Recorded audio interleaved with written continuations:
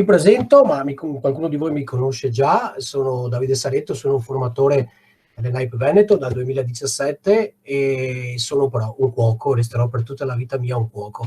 Un cuoco cosa vuol dire? Una piccola prefazione per me, vuol dire un cuoco che fa la professione, ma che comunque porta le conoscenze in famiglia anche, in un paese, Italia, conosciuto soprattutto per queste cose qua. Allora, abbiamo ritenuto giusto con l'ENAIP di intraprendere anche fare questo webinar, soprattutto per analizzare un po' la sfera gastronomica, diciamo attiva come l'ho chiamata io, perché noi comunque rimaniamo persone del fare, del post-Covid. Ma mi sembra che ormai il post-Covid sia ancora abbastanza lontano dalle ultime notizie, anche se il lockdown, come dicono, è finito, però in realtà non è finito un bel niente. Dunque di conseguenza dobbiamo iniziare un po' a convivere con questa realtà e a piccoli passi, e quello che ci diremo oggi, analizzeremo oggi, andrà a vedere un po' tutti i temi o come ci stiamo comportando a livello gastronomico, per poi trarre da questo qualche idea nuova, prendere qualche spunto per qualche idea nuova, per vedere se possiamo, con l'aiuto della tecnologia a disposizione adesso, migliorarci la vita e soprattutto intraprendere una via magari più consapevole, diciamo così, una via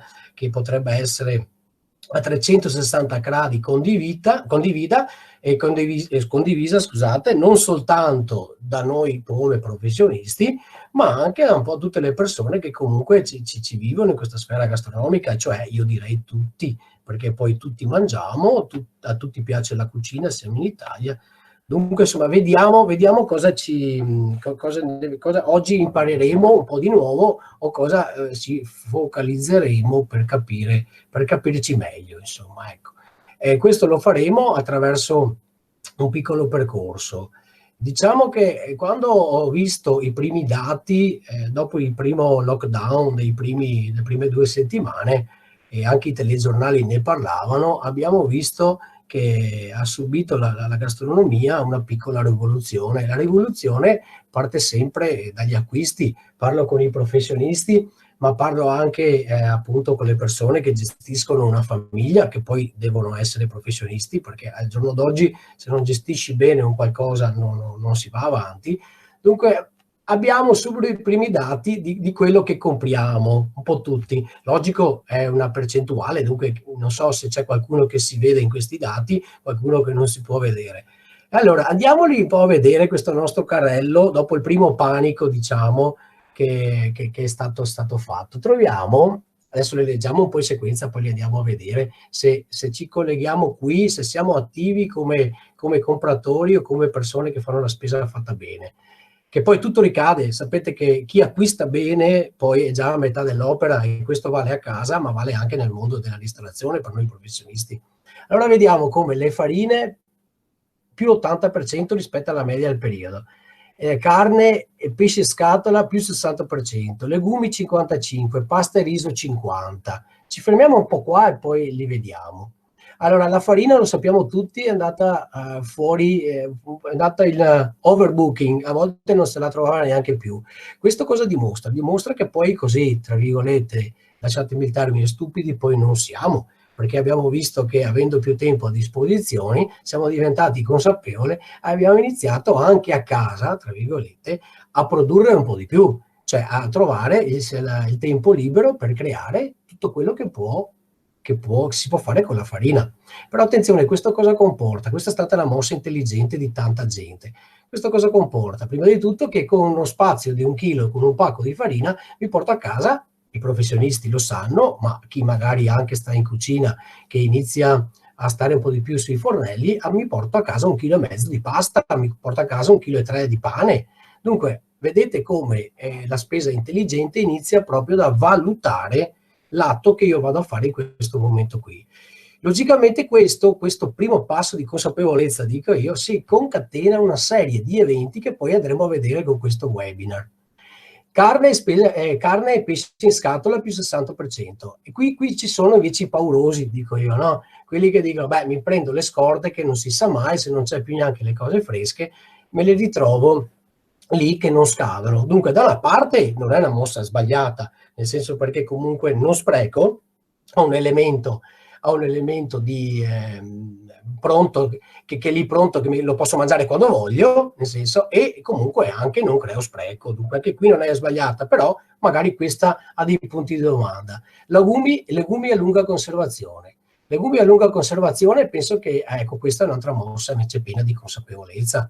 Cioè per anni non sono stati poi molto usati, venivano comunque come prodotti di serie B, non per tutti, ok, ma soprattutto per i giovani. Invece qui c'è la riscoperta, proteine di origine vegetali, dunque non prodotto fresco, non carne, ma soprattutto con la vecchia tecnica della conservazione, no, a secco, no? Dunque le cose secche, riusciamo ad avere un prodotto che non ha sprechi. Dunque di conseguenza prima di tutto lo possiamo ottenere dove vogliamo. Sicuramente non ha bisogno del frigorifero, che vuol dire anche meno energia, poi lo vedremo. Ma soprattutto abbiamo la possibilità di non sprecare niente, usufruiamo quello che vogliamo, dopodiché lo mettiamo in cadenza. Se vogliamo, ma possiamo metterlo anche in poggiolo, possiamo metterlo anche fuori. Diciamo che anche questo non ci va poi ad impennire poi troppo il nostro carrello, che poi anche sono le case nostre, cucine sempre più piccole, dunque pensate un attimo. Questa è un'analisi un po' generale. Pasta e riso, siamo italiani, io direi che possiamo andare oltre, qui è normale, che penso sia il dato più reale del nostro paese. Conserve, pomodori e similari, qui abbiamo invece le persone che hanno poca voglia di fare, i lavativi, quelli che comprano pronto, perché tanto non ho voglia di fare niente e mi metto là. Guardate, qui c'è lo specchio dell'Italia in emergenza, ed è qui che andiamo, anche un professionista come cuoco, ma anche una brava casalinga, deve riuscire a sintetizzare, a vedere se siamo nella strada giusta o no. Latte UHT, avevo preso questo dato, ma penso questo sia la cosa più è una conseguenza che dobbiamo anche capire. Ecco, il latte UHT, logicamente, noi non sentiamo la differenza, male non ci fa, prendiamo questo, ci dura di più. E poi abbiamo invece un incremento molto più basso che abbiamo notato, che sono i biscotti e i prodotti da colazione, ma questo è una conseguenza della farina. Abbiamo già scoperto come se io mi faccio una crostata, alla mattina non ho più bisogno di tutti quei prodotti magari confezionati che prendevo prima, mi faccio anche magari i cracker, i grissini, un po' di pane, e lo vado praticamente ad inserire nella mia dieta. Dunque qui abbiamo un incremento non molto consistente, anzi nella media, se lo analizziamo bene, è proprio quasi fermo. Invece dove vediamo invece un notevole calo, io avevo preso anche un numero, ma forse non era così reale, è proprio nelle bevande legate al tempo libero e alla socialità, dunque aperitivi, vini e birra. Non me ne vogliono le persone che producono questo, perché fanno parte anche del nostro paese. Però noi dobbiamo dire che comunque questo poi così male non è, se guardiamo l'ottica dei nostri giovani. Lo sappiamo, dunque la socialità che viene a mancare ci tira giù questo dato notevolmente, dunque vedremo anche questo cosa ci va a incidere. E il calo dei prodotti industriali tipo, io sono un cuoco, nella mia cucina non c'è neanche, diciamo, ma non nella mia cucina, neanche a scuola dove lavoro, non entrano gluttamati, non entrano preparati di brodo, cioè noi ci facciamo con i brodi, i fondi, così. Penso che questa sia stata, i prodotti industriali insieme ai prodotti di pasticceria, merendine, succhi di frutta, sia stato proprio, secondo me, un bene per la nostra salute. Dunque andiamo a ridimensionare tutto quello che è, e andiamo a levare quello che non ci serve più in questo periodo. Ricordiamoci che questi dati, queste analisi erano nel pieno lockdown, però io penso che poi le persone, quando prendi una buona via, no? Quando iniziamo a mangiare un cibo sano, poi un po' fatica a tornare indietro. Io lo vedo anche molto con i ragazzi a scuola, quando gli dai qualcosa di interessante, loro non se lo dimenticano, e la gente non è stupida. Andiamo a analizzare un po' velocemente anche i vantaggi di questo, perché adesso abbiamo visto i dati, ma vediamo un attimo. Scelte d'acquisto consapevole in fase Covid-19. Ecco, qui l'avevo corretta, l'ho messo proprio in fase Covid, perché il post ancora non c'è. Allora, meno più, prodotto facilmente conservabile. Cosa a noi ci fa in questo periodo qui? Allora, prima di tutto abbiamo detto sprechi. Non abbiamo sprechi. Sprechi cosa vuol dire? Lockdown, fase di emergenza, qualcuno potrebbe entrare anche in crisi economica, e lo siamo un po' tutti, cioè la situazione ci tocca a tutti, dunque di conseguenza guardare il portafoglio adesso potrebbe essere classificato al 20% delle nostre idee culinarie, no? Dunque il rapporto qualità-prezzo. Il cibo che non sprechiamo lo possiamo utilizzare per tante altre volte, dunque di conseguenza meno sprechi. Meno uscite cosa vuol dire? Vado meno a fare la spesa. Logicamente esco di meno, mi porto a casa con 1 chilo di farina, facciamo l'esempio della farina, mi porto a casa più prodotto. Dunque cosa faccio? Vado meno a fare la spesa e se esco meno, e qua penso sia innegabile, ho meno rischio di prendermi anche il virus. Anche perché purtroppo dove vado a riperirmi, cioè i mercati, sono frequentati da tanta gente. Quello che non vuole l'Italia adesso è che noi socializziamo, che noi stiamo assieme, ok? Per la malattia. Dunque di conseguenza prendermi la farina poi mi va a ricadere anche a fare meno uscite. E se esco meno, tra virgolette, sono anche più sano non solo da quello che mangio, ma dai rischi che posso prendere fuori, oppure i rischi che anch'io inconsapevolmente posso essere, visto che i tamponi non li abbiamo tutti, posso essere contagioso e contagiare gli altri. Dunque di conseguenza abbiamo un doppio vantaggio, secondo me, e va messo nel meno, ma che sarebbero più. Ok, poi acquistare le materie prime, cosa ci fa? Prima tu ci fa mangiare sano, ci fa riscoprire anche un po' i gusti di una volta. E anche un'altra cosa, noi che siamo cuochi, no? Ma a volte noi lo vediamo quando insegniamo all'ENIP, quando facciamo formazione. Quando noi insegniamo a fare un pezzo di pane a qualcuno che non ha mai messo le mani in pasta, come diciamo noi, quando l'ha fatto, la prima cosa dice? Cavolo, l'ho fatto io, dunque soddisfazione. E quando noi mangiamo con soddisfazione, logicamente questo è un cibo più sano. Prepariamo il nostro corpo, la nostra mente ad accogliere tutti gli alimenti, tutte quante le proprietà, le caratteristiche organolettiche poi sviluppate molto di più e logicamente viviamo, tra virgolette, meglio. Attenzione, stiamo parlando di un lockdown che ci fa stare spesso e volentieri seduto davanti ad un computer o dei documenti, dunque ci fa fare meno sport, dunque mangiare male in questo periodo qui vuol dire 1 più 1 uguale 5. In questa fase qua noi dobbiamo stare molto attenti a tutte queste cose qua, dunque meno additivi, conservanti, antiagglomeranti, antiammassanti, potrei stare qua fino a domani, meno ce li mangiamo, meglio è. E questo vuol dire fare un passo indietro, tornare alle materie prime. Io spesso giro il mondo, qualcuno di voi lo sa. Quando entro in un supermercato di un paese, tra virgolette, che sta che è in un livello più basso, diciamo, dell'Italia a livello merci, come entri tu trovi materie prime, zucchero, farina, sale, frutta e quant'altro. Entriamo nei nostri supermercati, cosa troviamo? Cibo pronto. Ok? Dunque attenzione, perché noi stiamo facendo un passo indietro. Non è che lo facevamo prima, era un uso comune, mia nonna lo faceva, cioè i prodotti che arrivavano a casa erano sempre quei 15-20 in base alle stagioni. Se voi guardate il vostro carrello avete 10.000 prodotti diversi, che a volte si fa anche fatica veramente a capire cosa ci portiamo dentro. Tra l'altro pieni di plastica, ma poi vedremo. E appunto lo spazio, stoccaggio, prodotti è anche ridotto a casa, si vive meglio, si è più... viviamo in delle cucine che a volte sono 3 metri per 3 metri per chi è fortunato, 5 metri se è solo cucina, e abbiamo la possibilità di stoccare meglio tutti questi prodottini. Sì, tutto questo che ci siamo detti anche molto velocemente per arrivare a un altro punto che è molto più interessante, penso, di questo webinar.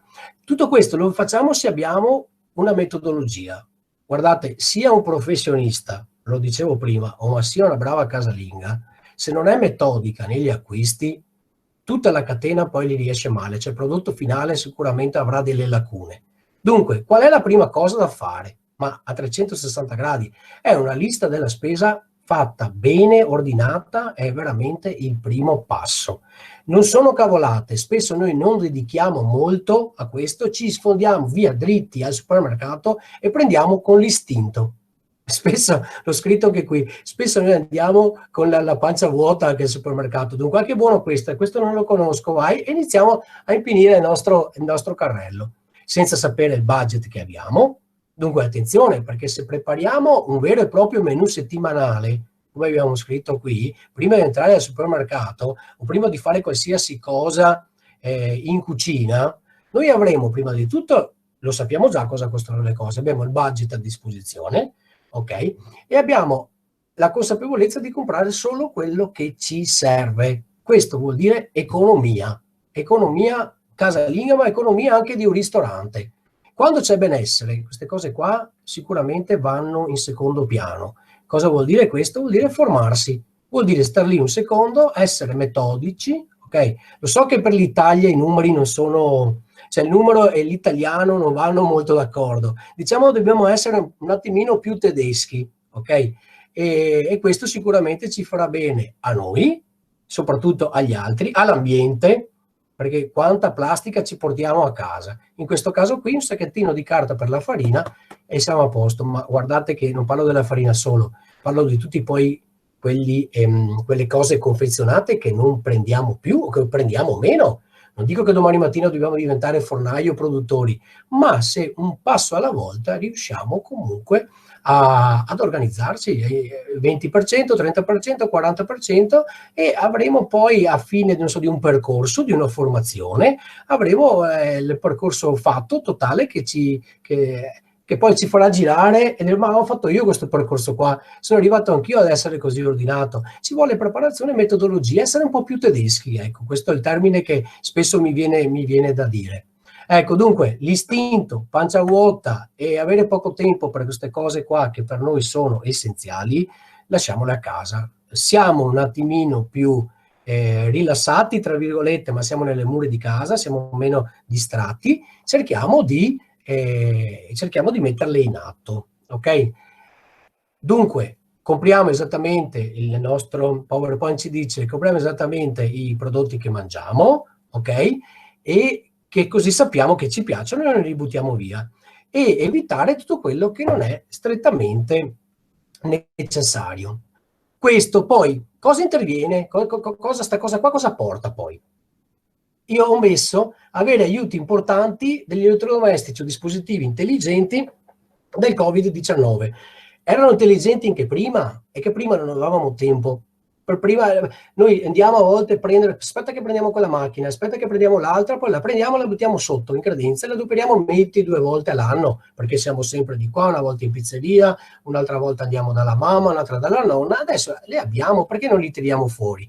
E ho fatto uno specchietto di quelle che secondo me ritengo più importanti, e chi non ce l'ha, secondo me, una brava casalinga o anche un cuoco in un locale dovrebbe, un cuoco magari non dico solo di ristorante stellato, ma anche di un bar, uno che gestisce un'attività semplice deve averle. Dunque ho messo in alto a sinistra la prima, che è proprio la macchina della pasta manuale.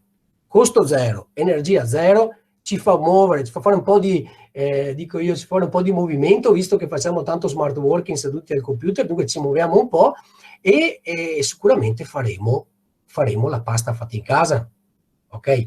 Poi i pigroni, alla destra ho messo anche la macchina, perché in 5 minuti riusciamo a fare quello che con l'altra facciamo in 10, però comunque sono macchine che costano poco. Attualmente nel mercato si trovano a prezzi, spendiamo 800 euro per un telefono e poi non siamo disposti a spendere 30 euro per mangiare bene, ok? E poi ci facciamo i food cost a casa, no? A casa o anche al lavoro, e viene fuori che una pasta ci costa 80 centesimi, 1,50 euro, e neanche non lo sapevamo, e siamo arrivati a volte a 50 anni a capire questo. Dunque, mangiare bene, risparmiare, vuol dire che siamo nel pezzo, siamo nel Covid, siamo in questa situazione qua. Basso o addirittura zero consumo energetico, dunque vuol dire, per la nostra consapevolezza, vuol dire anche meno inquinamento, perché se noi accendiamo meno il gas, logicamente non accendiamo anche una catena che ci sta dietro, che è quella della produzione. Dunque una consapevolezza. Analizzo velocemente quello che ho messo qui. Una macchina del sottovuoto dovrebbe essere in tutte le famiglie. Questo ci devono dar di legge, ci devono passare la macchina sottovuoto. Perché? Perché a chi non lo sa, la macchina sottovuoto allunga la vita, no? Come una bella medicina all'elisir di giovinezza, allunga la vita ai nostri prodotti e a quelli che abbiamo prodotti noi, che abbiamo prodotto noi. Dunque veramente sono i nostri prodotti in questo caso qua. Dunque di conseguenza ci dà la possibilità di sprecare meno. Qualcuno mi potrebbe dire, sì, ma c'è il sacchetto di plastica. Attenzione, fanno poca pubblicità per televisione, ma sappiamo che adesso, questa cosa parte molto dagli Stati Uniti, hanno iniziato a produrre dei sacchetti sottovuoto che possiamo riutilizzare, hanno le valvole, e in più non sono contenenti di PBA, quelle cose che poi ci fanno male se sono riscaldate oltre gli 80 gradi. Dunque vedete che la tecnologia, microtecnologia c'è per farci star bene e soprattutto per farci essere più consapevoli di quello che stiamo facendo. Cioè l'isola delle immondizie di plastica l'abbiamo fuori casa se non l'abbiamo capito, apriamo un po' di qua, la vediamo, dunque cerchiamo di stare nel passo. L'acqua minerale, io sono un grande consumatore di acqua gasata, lo so che non lo fa molto bene, però non mi porto più a casa una valanga di bottiglie di plastica, non inquino, esco poco. Vedete, tutte queste fasi ci fanno uscire meno e uscire giusto. Dunque attenzione con il Covid, meno siamo lì, più siamo tranquilli con la nostra famiglia e operiamo. Dunque, un gasatore ormai lo sappiamo costa poco, è normale che qualche centesimo l'acqua ci costerà un po' di più, ma almeno ce la facciamo come vogliamo noi. Mettiamo d'accordo un po' tutta la famiglia, volendo anche qua più gasata, meno gasata, costa poco, addirittura spesso e volentieri le ricariche, no, anzi sicuramente le ricariche, praticamente hai il reso, con la bombola la ricarichi sempre, dunque non hai neanche lo spreco della bombola come, diciamo, come waste, come immondizia, ecco la mia. Poi, macchina dello yogurt, ragazzi, lo yogurt non va più comprato, va fatto. Ma questo va fatto anche nei ristoranti come a casa, è una cavolata pazzesca, costa pochissimo, consuma niente, ok? Iniziamo, non dobbiamo più essere pigri su queste cose qua. Noi del settore dobbiamo iniziare a comprare di meno e fare di più. Guardate, in 10 minuti yogurt, noi stiamo sul divano, oppure facciamo la pasta, il yogurt si fa da solo, non ha bisogno di noi. Ma come questo, altre preparazioni simili, magari oggi stiamo affrontando questo, ma avremo modo con la formazione poi di vedere dettagliatamente anche tutte queste cose qua. Qui abbiamo, diciamo, talmente carne al fuoco da fare un webinar di 10 ore. Poi cosa ho messo? La macchina del pane. Una volta tutti l'hanno comprata all'inizio, tutti l'hanno buttata sotto lì. La cosa che ci mancava di più adesso che erano tutti chiusi era il pane fresco, il fornaio, ma c'è stato chi l'aveva e che l'ha adoperata e che se lo viveva bene questo periodo senza pane, perché se lo produceva. E guardate che non sono più quelle di una volta, adesso ci sono macchine del pane che consumano anche poco, che possiamo fare di tutto. Dunque questo magari più per una casalinga, non per la ristorazione, logico, però anche la ristorazione deve produrselo. Ormai abbiamo capito che con le nuove tecnologie possiamo fare veramente dei buoni risultati. Allora, avere aiuti importanti, allora le riassumiamo un attimino, visto che siamo stati qui, riassumiamo un attimino e vediamo come tutte queste piccole cose ci possono veramente aiutare, ma quello che ci aiuta di più è essere consapevoli che lo dobbiamo fare. E per questa cosa qui, ricordo ancora, a volte ci si forma anche, ci si deve formare, la formazione deve essere costante, a volte non sappiamo, chiediamo aiuto e vediamo cosa il mercato il mercato della formazione ci dà. Allora, qui ho messo una piccola slide riguardo alle ricette di rifugio e di riutilizzo, perché è una cosa che è simpatica, spesso ricevo tantissime telefonate e cosa mi dico? Davide, ho comprato talmente tanta cosa, ho avanzato talmente tanta cosa perché io non sono abituato a stare ai fornelli. Prima andavo in bar, mangiavo il tramezzino, adesso faccio smart working, mi devo cucinare a casa qualcosa, ok? Dunque, questo, ragazzi, è sempre la solita cosa. Una volta le nonne insegnavano a tutti, maschi e femmine, era uguale. Adesso magari c'è meno preparazione. Dunque, a volte capita che invece di fare una porzione ne facciamo 5 e poi abbiamo questi scarti. Allora, cosa? Abbiamo comprato la materia prima, ci siamo detti tante cose, ma se non abbiamo la capacità, tra virgolette, un po' culinaria e da metterla in pratica, abbiamo vanificato quello che ci siamo detti fino adesso. Dunque, noi dobbiamo concentrarsi, anche qui, a cercare delle ricette, ok, che ci possono aiutare anche in caso di riutilizzo. Guardate, ne ho messe proprio un po' a sinistra, le famose polpetta salverà il mondo, dicevano una volta, ma non deve essere vista come cosa brutta, deve essere vista come una cosa positiva. Cioè la polpetta, se è di riso, e ne possiamo aprire un discorso. Se sono vegetali, che adesso tra l'altro per i vegetariani queste polpette di ortaggi o polpette di qualsiasi altra cosa sono molto amate, le possiamo tranquillamente fare con dei prodotti di scarto, tra virgolette, che abbiamo avanzato il giorno prima. Ma questo vale anche per la ristorazione. La ristorazione lavora anche sulle cose avanzate, ok? Lavora per il riutilizzo. Logico che noi puntiamo ad avere la massima resa, però un cibo buono, io non devo mangiare male, io devo reinterpretare. Per reinterpretare a volte bisogna un po', diciamo, formarsi. Dunque di conseguenza cosa facciamo? Andiamo subito YouTube, telefoniamo gli amici, quelli che ne sanno di più, per non buttare via. Dunque crocchette di patate, le ho messe così, con avanzi di salumi e formaggi, farsi lo yogurt, che ve l'ho appena detto. Secondo me, voi non sapete il dato preciso di quanto yogurt viene prodotto in Italia. Ok, sappiamo che questo comporta plastica e quant'altro, cerchiamo di imparare a farcelo a casa se siamo consumatori di yogurt. Dunque, zuppe di legumi e cereali secchi, vedete qui basta fare un salto un po' indietro, ok? La nostra cultura, zuppa d'orzo alla trentina, per dirvi, no? I ragazzi giovani, quando la faccio io, non la conoscono neanche, vuol dire che nelle famiglie non si fanno più queste cose qua, ma si sbaglia perché è un cibo sano, un cibo buono, che ci lega al territorio soprattutto, e che si lega a quella catena di consapevolezza che non ci fa sprecare, inquinare e quant'altro. Pasta fatta in casa ce la siamo detta prima. Poi avevo messo delle materie prime che super nuove, diciamo, e super vecchie, nel senso, semi di vario genere, zucca, lino, sesamo. Abbiamo scoperto che ci fanno benissimo, però non li adoperiamo quasi mai. Io che giro molto all'estero, dove tanti paesi nordici vedono le insalate come noi dessert, perché loro non ce le hanno gli orti, fa freddo su.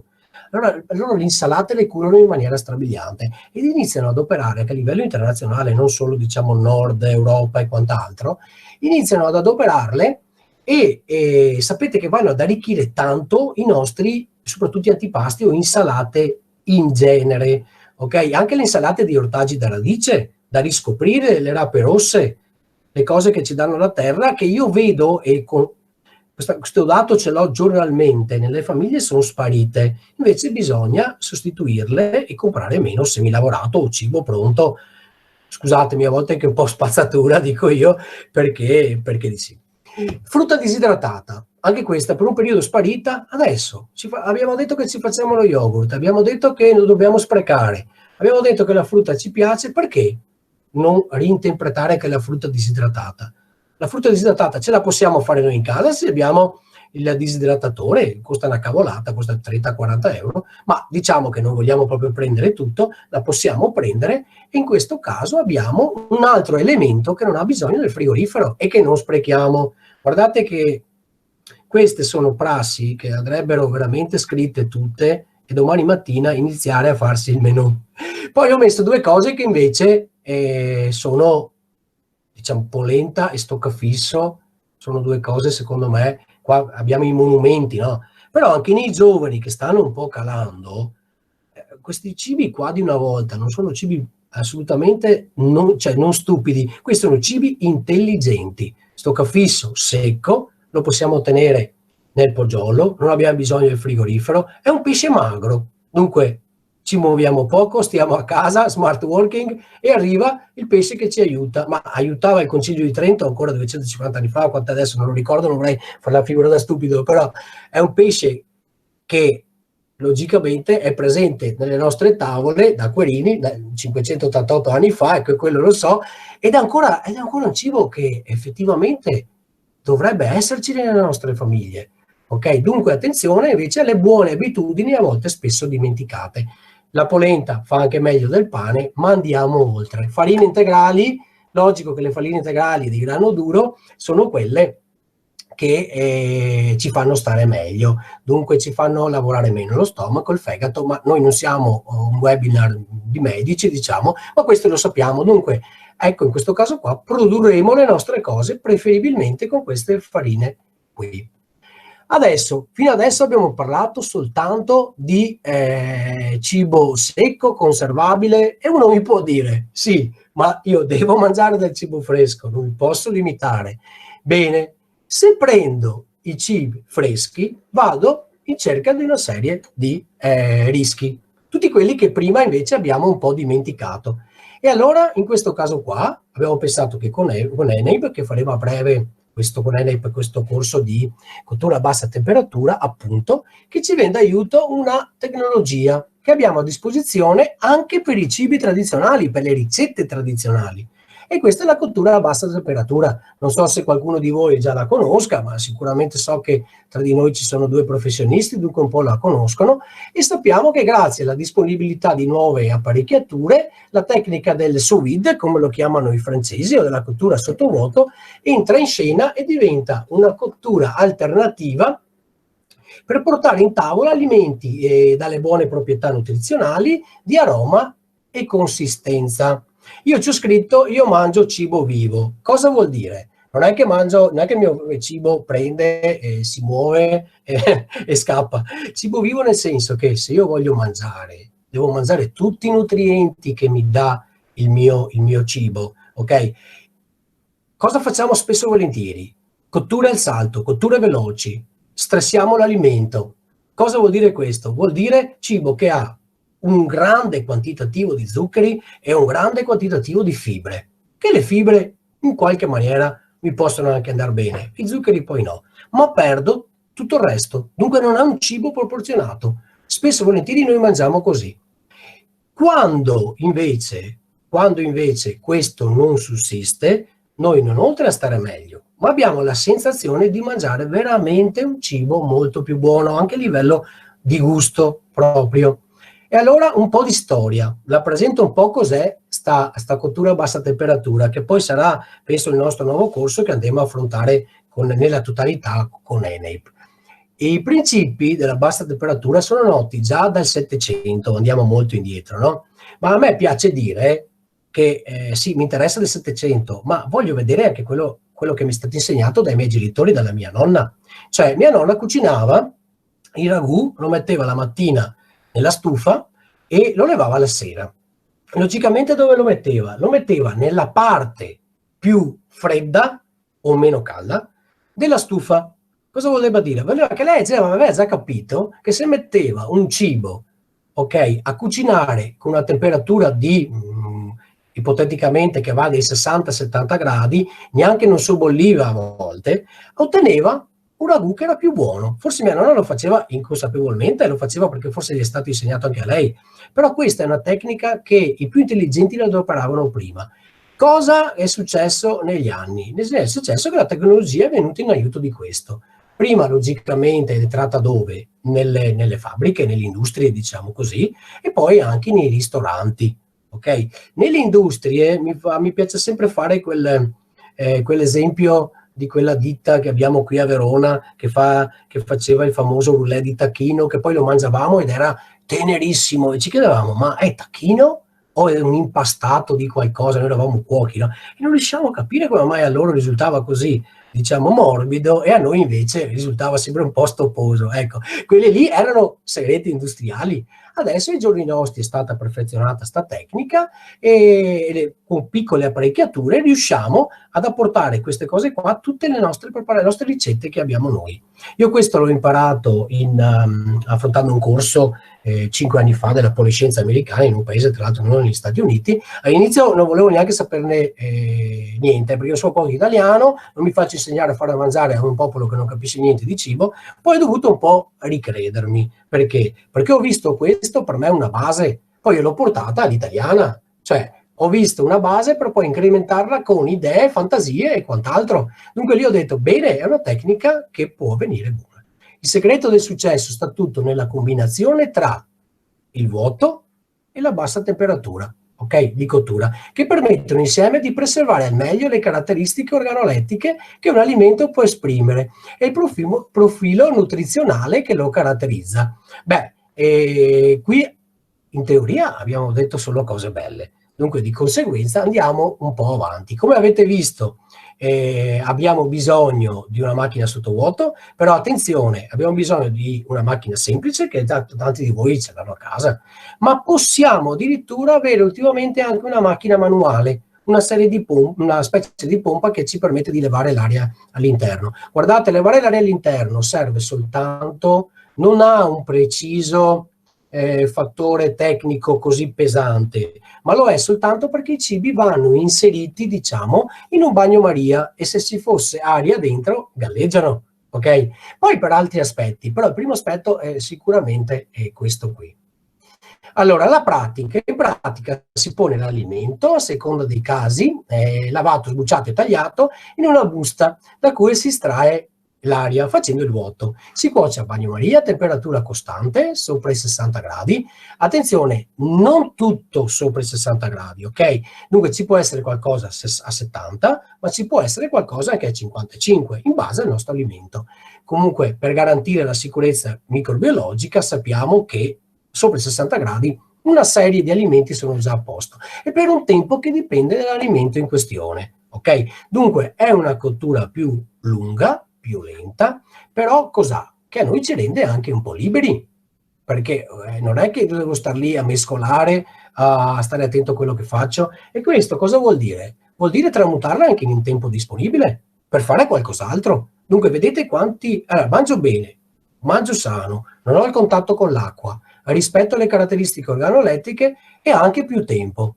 Beh, a questo punto allora anch'io a suo tempo ho detto no, la devo studiare un po' di più.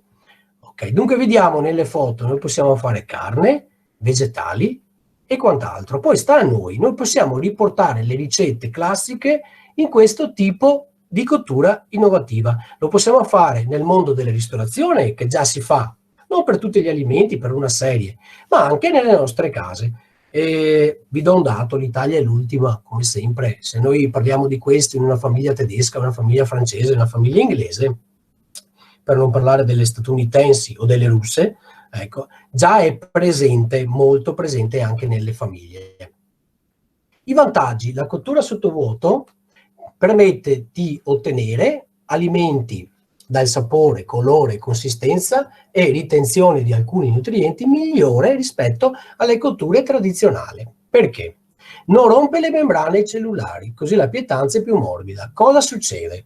Succede questo. Praticamente questo è in base a ogni taglio di carne, a ogni tipo di carne, logicamente, che noi dobbiamo conoscere. Ci formiamo, faremo il corso, ok? E studieremo le tabelle. Non è che le decidiamo noi. Qui c'è poca fantasia.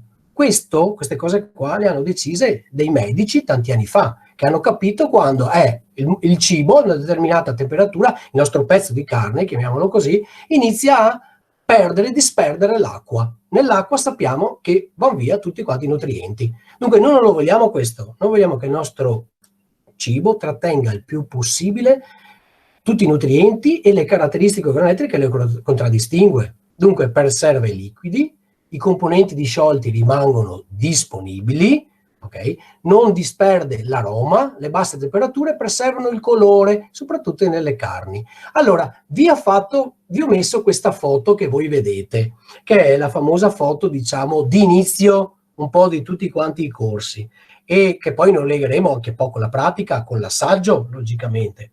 Cosa abbiamo? Abbiamo da una parte un filetto che è nella parte esterna carbonizzato, ok?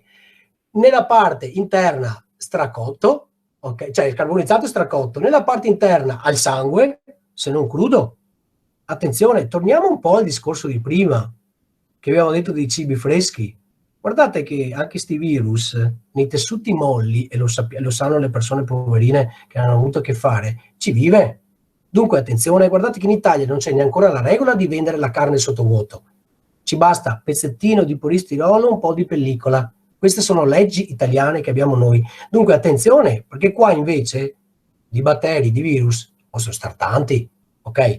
Dunque attenzione a quando manipoliamo questo. Dunque qui all'interno avremo cosa? Avremo ancora la carne e il sangue, che potrebbe contenere dei microbi. Fuori abbiamo stracotto, fibre e zuccheri.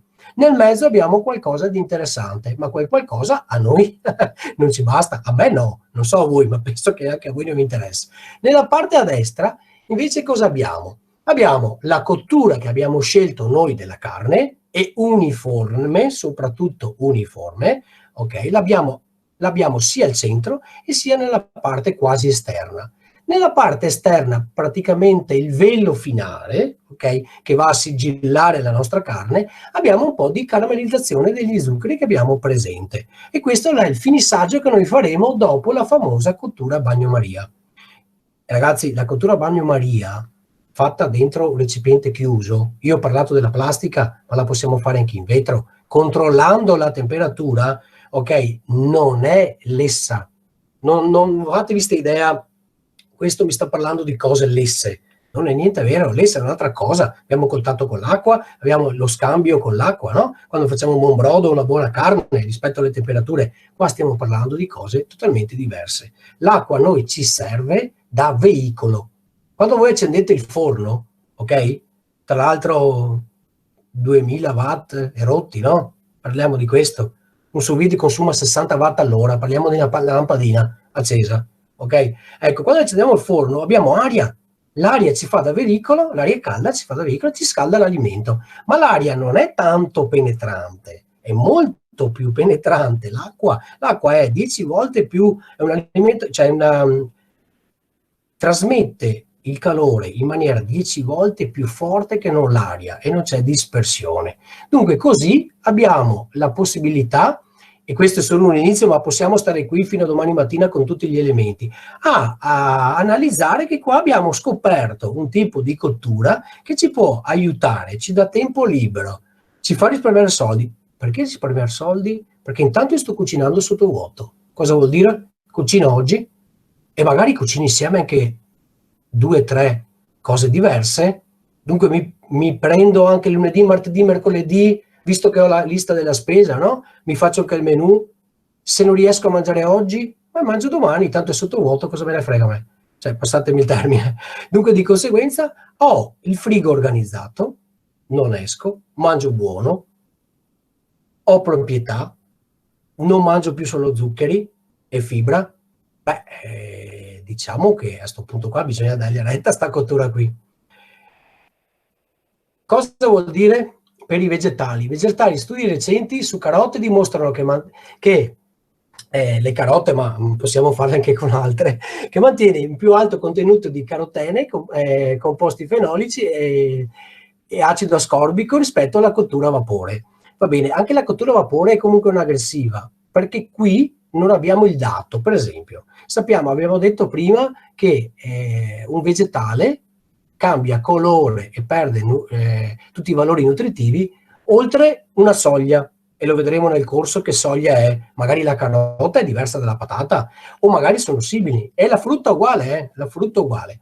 Cosa succede? Succede che praticamente noi, conoscendo questo, con il nostro termoregolatore, che è un aggeggino molto piccolo, che costa anche poco tra l'altro, riusciamo a fermare la temperatura esatta. Cosa vuol dire? Che io non posso permettermi, uno dice, vabbè, ma accendo il gas, metto il termometro. No, perché 60 non è il 68 in questo caso qua, ok? Perché per un alimento un grado in più è una differenza enorme. Noi per un grado in più abbiamo la febbre, per un grado in meno stiamo bene. Pensate che noi siamo parte del tutto, adesso non sono un filosofo, però il concetto è questo qui: noi dobbiamo rispettare le temperature e abbiamo bisogno di questa piccola tecnologia e della formazione per sapere come andarla ad adoperare. Dunque, il colore è bello, questa è una fotografia di cibi già cotti, sembrano quasi crudi, ma vedete come in realtà sono molto invitanti, ok? I colori poi, tra l'altro, un professionista, uno che lavora nel campo della ristorazione, l'impatto del colore quando arriva in tavola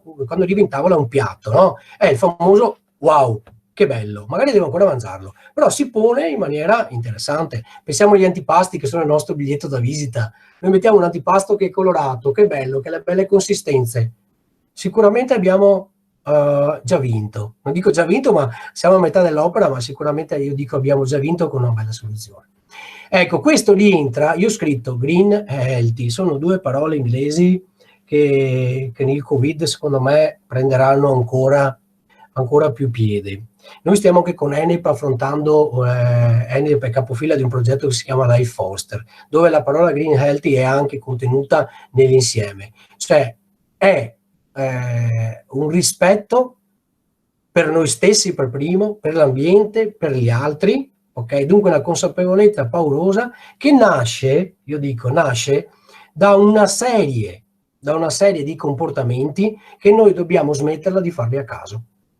Non è colpa di nessuno, ok? Ma da domani mattina dobbiamo pian pianino, per la nostra economia, per il nostro vicino di casa, per le nostre famiglie, per il nostro corpo, stop additivi, no? Stop conservanti, iniziamo e poi stiamo anche meglio. Adesso il Covid ha amplificato tutte queste cose qua e non dirò mai ben venga Covid, perché dobbiamo pensare alle persone che stanno male, ma se nel male ci troviamo qualcosa che ci smuove un po' il cervello, ok?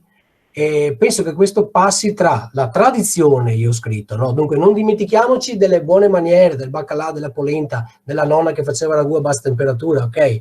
Attraverso passa la formazione, perché se non siamo formati, la televisione al giorno d'oggi non ci forma, parla di tutt'altro, ok? Ma noi dobbiamo formarci. E noi come Enel, le persone ne formiamo tante, ma tantissime. Anche io non so i numeri, ma ne formiamo tante, ok? E non solo giovani. E la riqualifichiamo anche le persone. L'altro giorno abbiamo portato una persona a fare il fornaio e faceva tutt'altro, ok? Dunque possiamo anche riqualificarci assieme. L'innovazione che ci fa anche sparagnare denaro, detto in dialetto. 60 watt all'ora per cucinare un cibo, ok? Con le tecniche che poi vi spiegheremo, piuttosto che accendere il fuoco per fare una brioche e spendere 5 euro di corrente.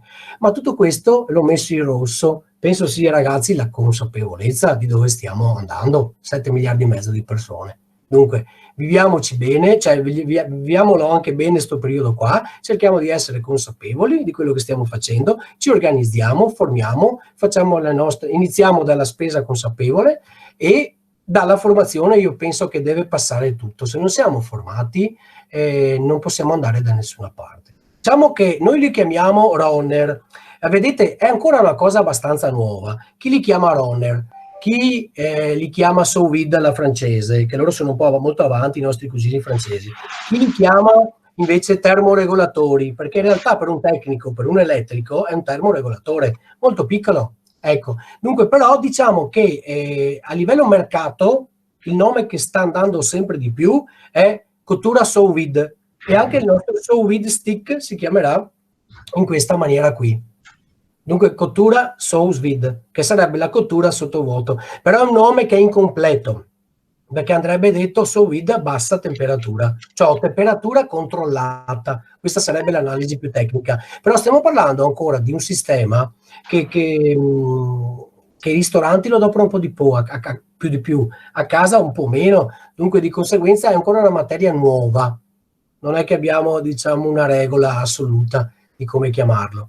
Chi la chiama CBT, cottura a bassa temperatura e quant'altro. Guardate, noi possiamo cucinare in plastica e lo possiamo cucinare, dico plastica per chiamarla proprio in maniera più semplice. Tanto se non ha il BPA, non ha i polimeri, guardate che fino a 60 gradi è la temperatura dell'acqua che ci facciamo la doccia, ci ha preso poco, dunque non è che sia rischioso, ma lo possiamo fare nel vetro. Poi tra l'altro io sono veneziano, dunque il vetro per me in cucina c'è sempre. Io cucino in vetro, per esempio, col sottovuoto, cucino 3 tipi di dessert diversi.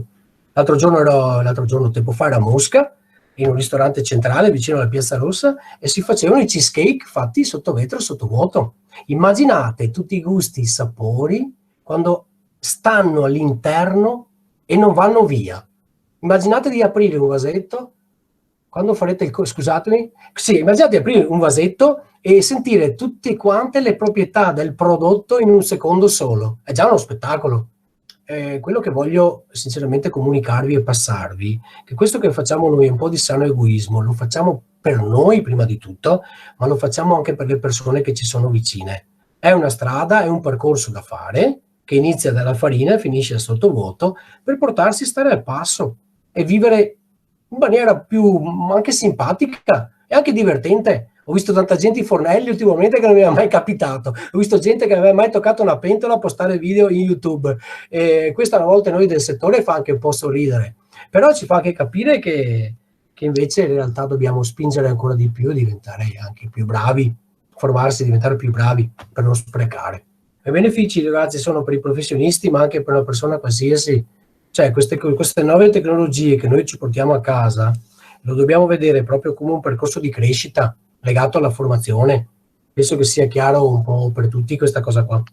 Le persone a volte scettiche, no? Devono iscriversi, formarsi proprio per questo motivo qua, perché quando iniziano a sentire i gusti, poi le idee vengono cambiate, poi ognuno so che viene molto personalizzata ultimamente questa cultura sottovuoto. ho affrontato tempo fa una manifestazione dove presentavo una serie di prodotti eseguiti appunto in bassa temperatura, e vedevo appunto i volti delle persone che a volte non ci credevano, e poi mi scrivono: ma sai che l'ho rifatta, ma sai che però io ci ho messo questo, ma sai che ci ho messo l'altro. Siamo italiani, lo standard lo abbiamo nella conoscenza, ci formiamo per capire come funziona, ok? E poi di conseguenza c'è la personalizzazione. Quando siamo maturi per personalizzare lo possiamo fare tranquillamente. A tutti, allora grazie mille e collegatevi con i prossimi webinar, ok? Salve.